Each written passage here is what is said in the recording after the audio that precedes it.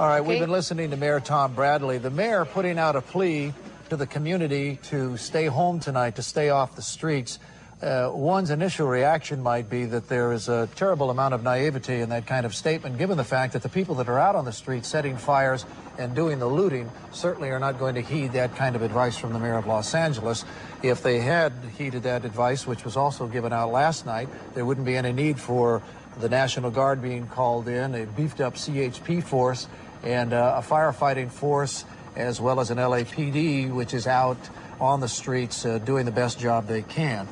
And certainly it's a little bit discouraging when the people who are the most threatening element here are highly unlikely to be watching the Bill Cosby show and not going to be able to plug in stolen television sets quite fast enough to sit down and watch them, to listen to that advice, and no indication they've listened to anyone else's advice. I don't mean it as a knock against the mayor per se, but we've been covering this all day, and we have seen the people who are out there. These are obviously lawbreakers, and what is needed, and I think that the law enforcement would back up this statement 100%.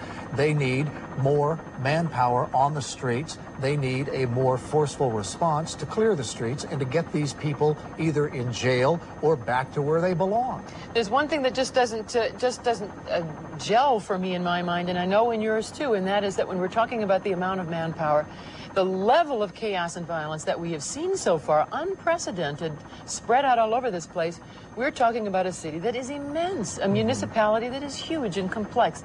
And how the curfew is really going to work, I know that the mayor got a little bit tired of being badgered about that, but the questions do remain in a realistic person's mind, how it's going to work and how we're going to be able to address the chaos out there. And it was a chilling thing to hear a question addressed to the mayor saying, what assurance can you give us that we're going to be safe in our homes and our property and our lives are going to be safe? And he answered it. He didn't brush it off. He understood that it was in fact quite a serious